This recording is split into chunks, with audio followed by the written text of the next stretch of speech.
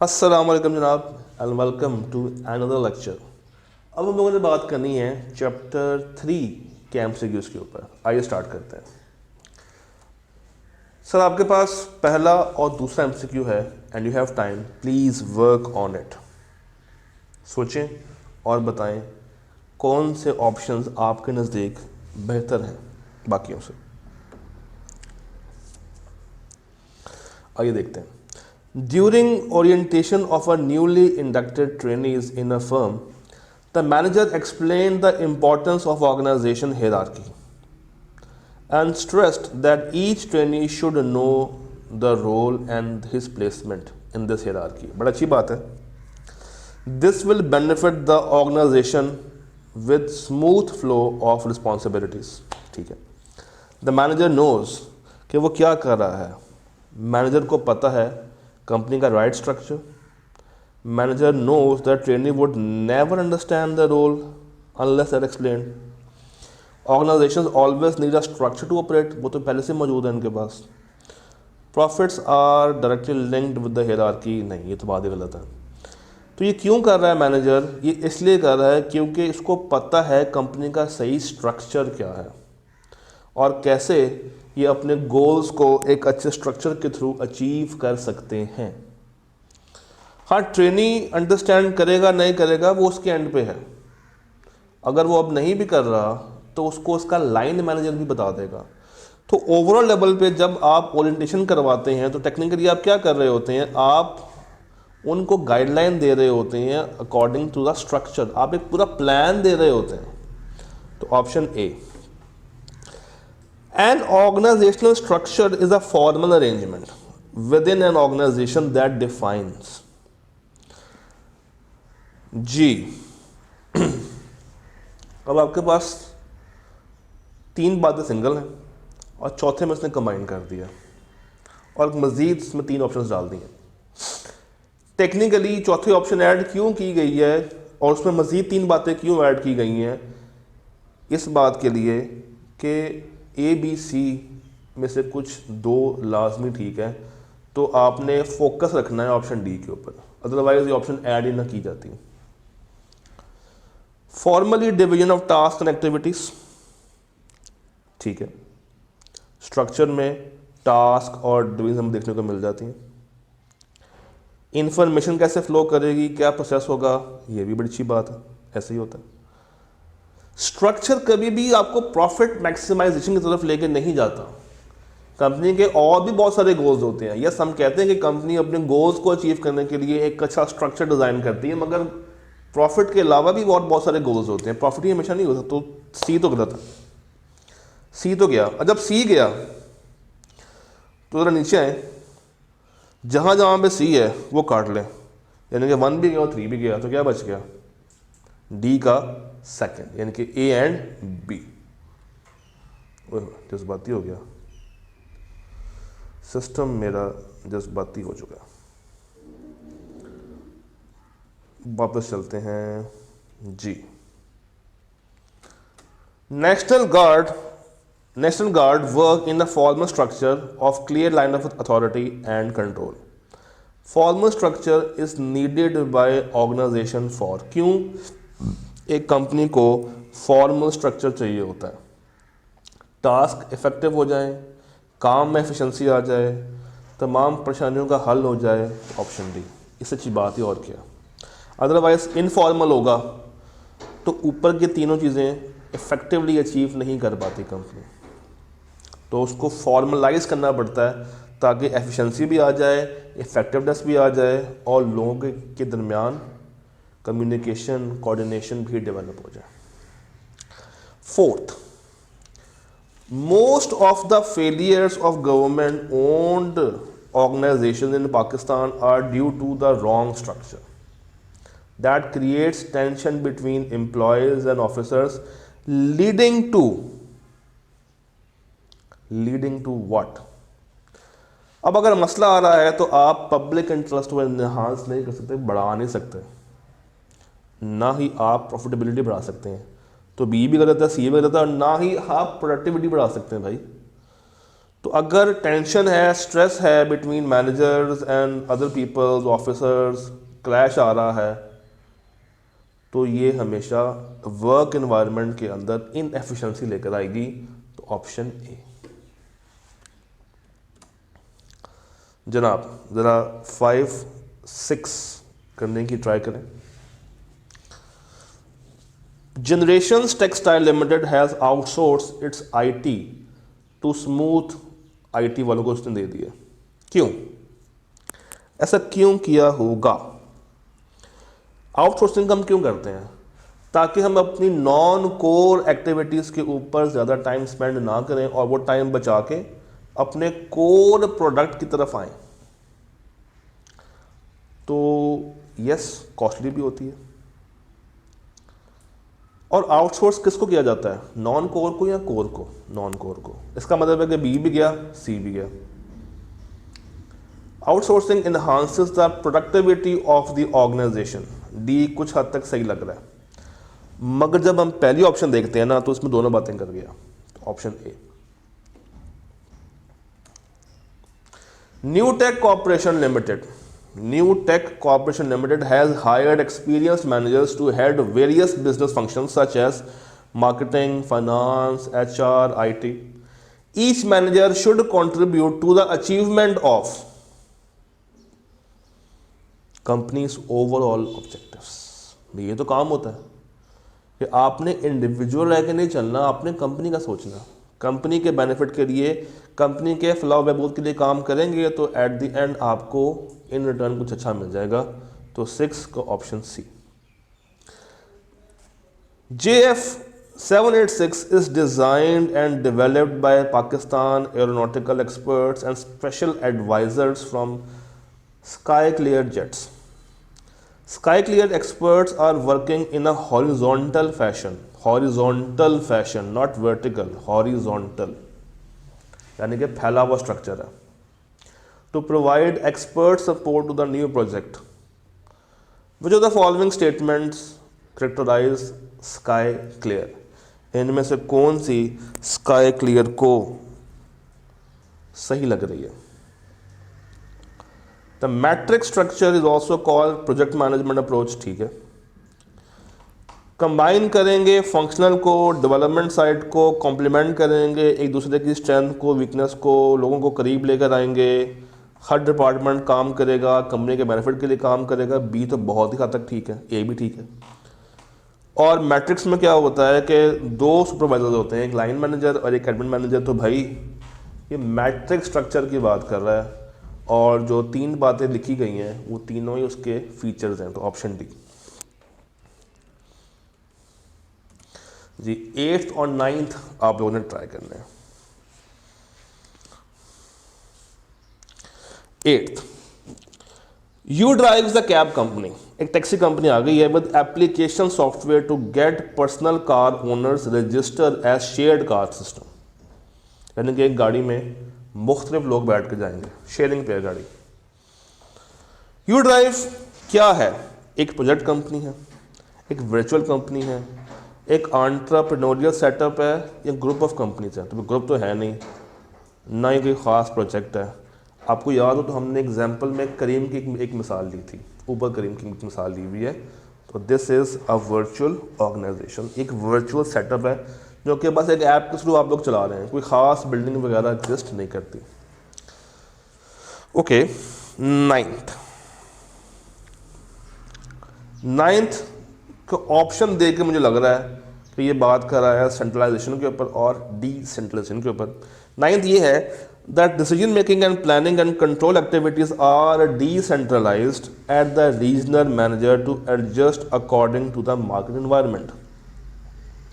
इसका फ़ायदा ये होता है कि जब आप लोअर लेवल को अथॉरिटी देते हैं, when you are following a decentralised structure, तो उनके पास अथॉरिटी आती है कि वो खुद ही से प्लानिंग करें, खुद ही से कंट्रोल करें, ताकि वो इन्वायरमेंट के मुताबिक फ़ौरन से खुद को चेंज कर सकें। अदरवाइज़ क्या हो, अगर सेंट्रलाइज्ड हो तो इसमें टाइम लगेगा, तो इसमें टाइम नहीं लगता। तो decentralised 9th। provides efficiency in decision making, yes. Decentralization results in tall structure, नहीं, ये टॉल नहीं होता, क्योंकि टॉल में टाइम लगता है, ये फ्लैटर होते हैं। और जो ऑप्शन बी और डी है, देखने की भी जरूरत नहीं है, क्योंकि किसकी बात कर रहा है, सेंट्रलाइज स्ट्रक्चर की। सवाल क्या कह रहा है, सवाल कह रहा है डिसेंट्रलाइज्ड के ऊपर बात करनी है। तो यहाँ ए ठीक था या सी ठीक था। सी इसलिए गलत है क्योंकि इनके साथ जो स्ट्रक्चर अटैच होता है वो फ्लैटर होता है, वो टॉल नहीं होता। तो इट इज ए। आप लोगों ने 10, 11, 12 को सॉल्व करना है, करें सॉल्व।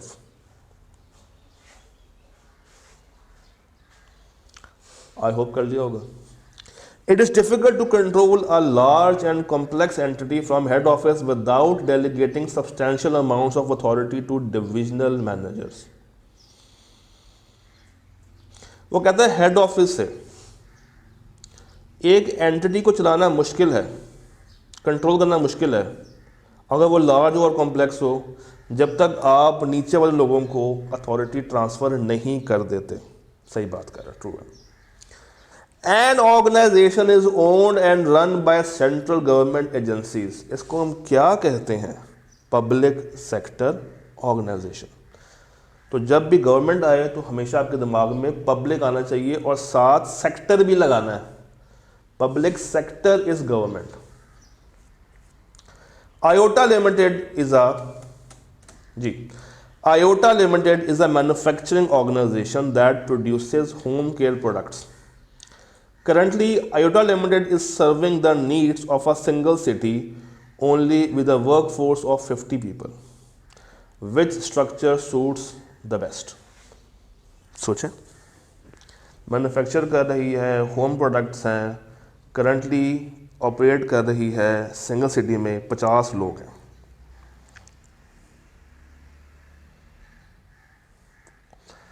एंटरप्रेन्योरियल पॉसिबल नहीं है क्योंकि वर्ड लिमिटेड साथ लग चुका है।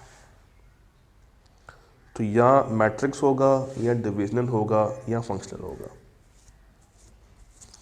सिंगल सिटी में काम कर रही है, डिविजनल पॉसिबल नहीं है। तो जब डिवीजन तक कहानी गई नहीं है तो मैट्रिक्स पॉसिबल वैसे नहीं होगा, तो फंक्शनल स्ट्रक्चर। नेस्ले ने डिवाइड किया है अपने बिजनेस को into different countries whereby each country has a different managerial hierarchy meeting the needs of that specific country. ये किस तरह की डिवीजन में घुसे हुए हैं, प्रोडक्शन में है, जोग्राफिक में है, कस्टमर में है, या प्रोसेस में है? भाई एरिया वाइज है ना, तो जोग्राफिक है। सवाल ये बता रहा है कि वो एरियाज के अंदर सेग्रीगेट हुए हैं, तो जोग्राफिक है। Manager of a local bank has a staff of 12 बंदे under a supervision to manage the entire branch. एक ब्रांच है, एक उसमें मैनेजर है, और उस मैनेजर के नीचे 12 लोग हैं, और उन सब ने मिलकर उस ब्रांच को चलाना है और कस्टमर्स को सर्व करना है। ये स्ट्रक्चर कैसा होगा? Tall narrow, tall flat, flat narrow, wide flat. जी सोचें, ये स्ट्रक्चर कैसा होगा? मैनेजर एक है और 12 लोग उसके अंडर काम कर रहे हैं। तो अगर एक बंदा हो और उसके नीचे 12 की लेयर हो, तो इसका मतलब है कि अगर एक बंदे का स्पैन ऑफ कंट्रोल ज़्यादा है तो टॉल तो नहीं बनेगा, फ्लैट बनेगा, वाइड बनेगा। तो ये वाइड फ्लैट, ये टॉल नहीं है, ये wide flat. Decision making and problem solving is slow in wide flat structure. क्या ये ट्रू है? क्या ये फॉल्स है? ये फॉल्स है। ये डिसीजन मेकिंग और प्रॉब्लम सॉल्विंग मसला आता है कहाँ पे? टॉल नैरो में। इनमें यह मसला एग्जिस्ट नहीं करता। 16, 17, 18 ज़रा ट्राई करें।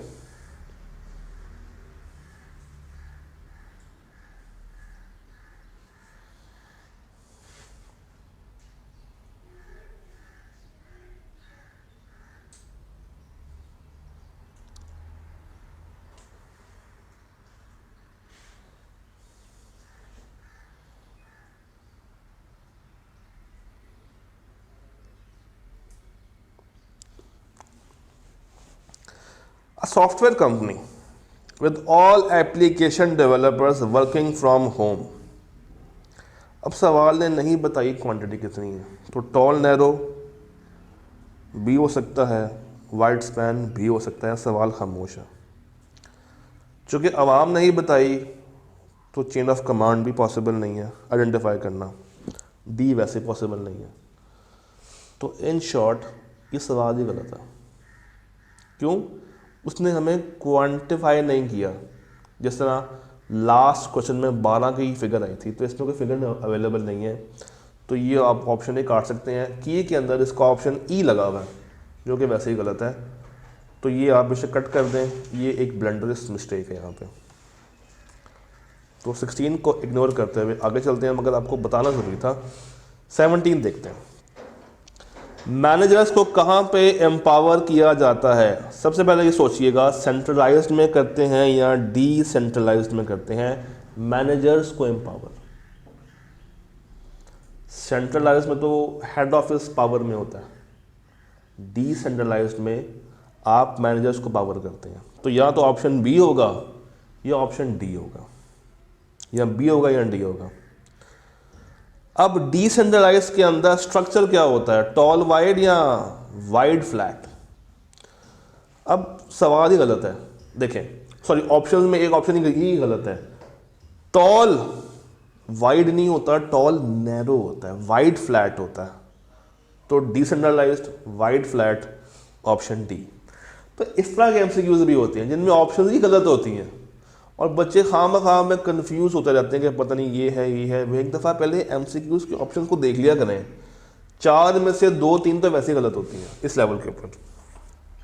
ओके, आपसे रिक्वेस्ट है कि आप 18, 19 और 20th ज़रा अटैम्प्ट करें। 18th, 19th और 20th, और उसके बाद 21st भी कर लीजिएगा। ये मैंने शो कर दिया है 21वां, ये भी कर लीजिएगा। आप करें फिर इसको डिस्कस करते हैं। 21st, 20th, 19th and 18th। जी, 18th, poor selection of structures in any organisation results in. Structure सही से चूज नहीं किया। क्या ज़्यादा प्रोडक्टिविटी आएगी? क्या ज़्यादा कंपटीशन आएगा? क्या ग्रोथ आएगी? क्या एम्प्लॉयज़ की मोटिवेशन ख़राब होगी? एम्प्लॉय का मोराल गिरेगा? एम्प्लॉय छोड़ के चले जाएंगे? तो option A, simple and easy. A food company in Pakistan specializes in canned processed foods. The management has structured the company in a way that in each city there is a separate production facility for all the products along with their business functions such as HR, finance, IT, marketing. ये company किस तरह की है? गौर करें ना, तो एक लफ्ज़ सवाल में है जो कि इसका आंसर है। सेकेंड लाइन में जाइए, in a way that in each city divisional है, सिटी वाइज कर रहा है, जोग्राफिकल जा रहा है।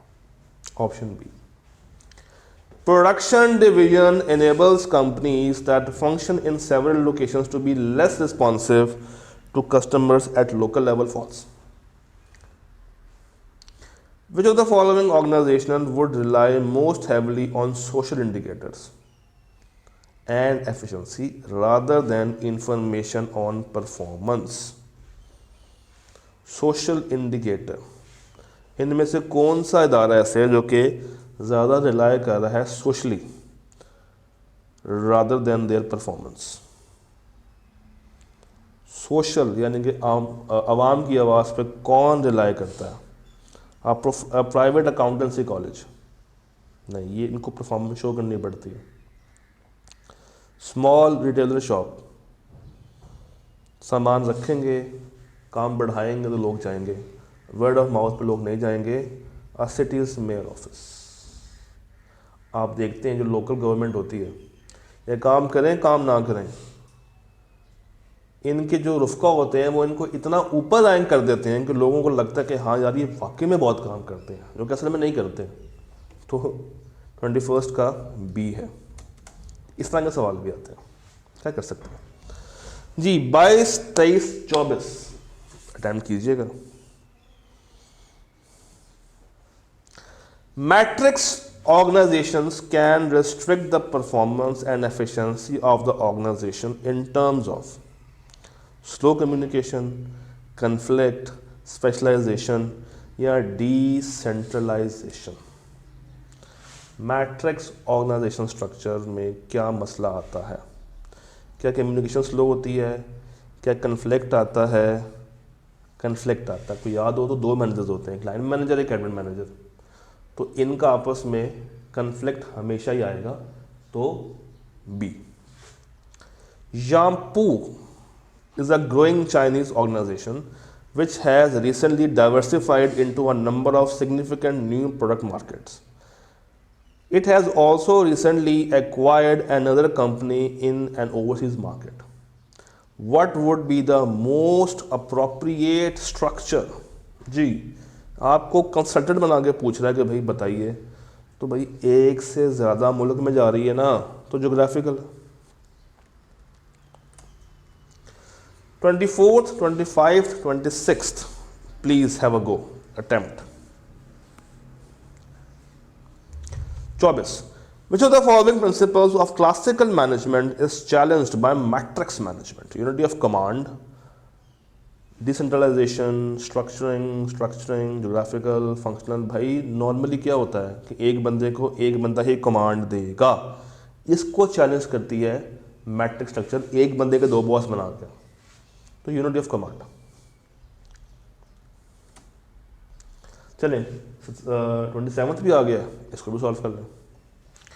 Which of the following statements about the informal organization is not true? यानी कि फॉल्स पूछने में इंटरेस्टेड है। इनफॉर्मल के अंदर डिसीजन मेकिंग क्विक होती है, क्रिएटिव, स्ट्रॉन्ग टीम रिलेशंस, मोर डॉक्यूमेंटेशन। 25 डॉक्यूमेंटेशन इसमें नहीं होते हैं, वो किस में होते हैं? फॉर्मलाइज्ड स्ट्रक्चर में ज़्यादा होते हैं।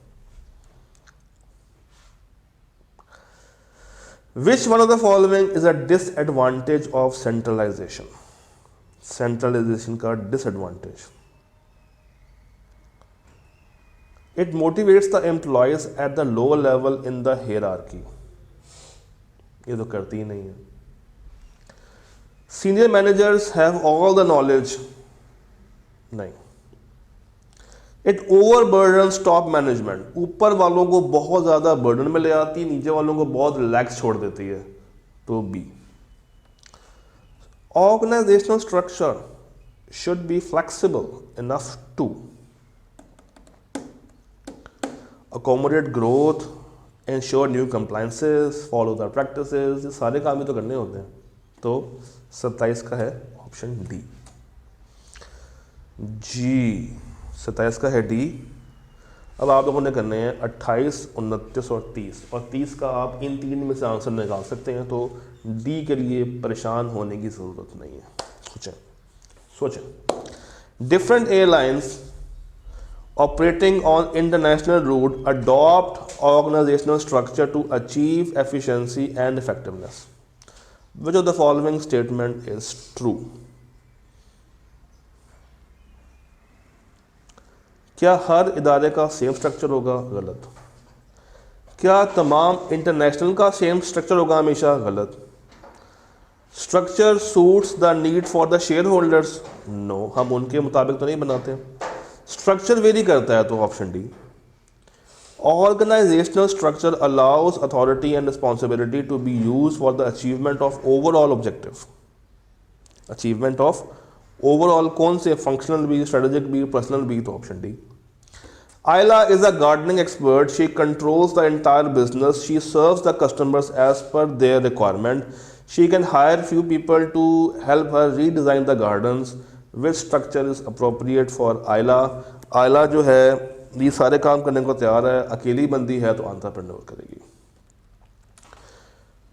Structures are direct means of controlling the organization resource for getting the optimum result. True. Public sector organisations, public sector government की बात हो रही है, defines the roles of different positions defines the roles for different position holders with respect to government policies.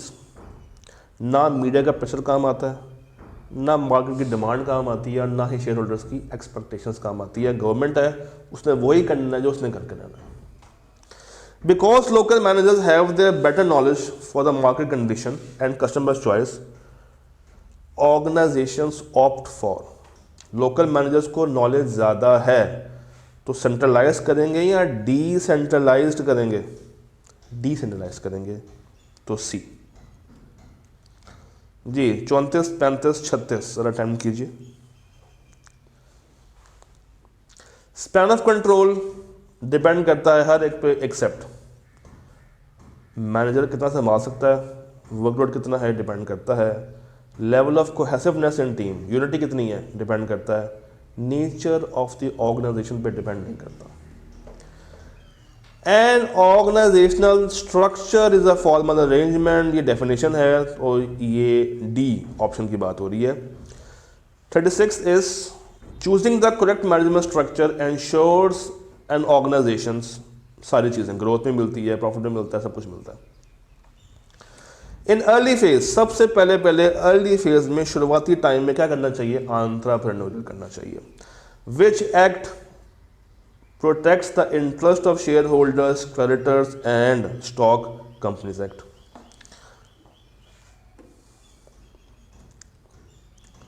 Ji. 39th.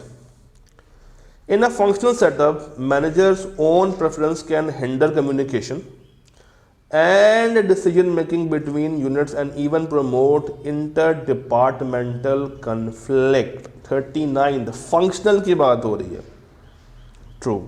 Department बनते हैं ना, तो हर manager ने अपने डिपार्टमेंट के लिए जवाब देना है, तो कन्फ्लिक्ट आ सकते हैं. ट्रू है ये. Organizations having too many divisions can result into cost बढ़ा देंगे, goal congruence, more market power, enhanced productivity. छी.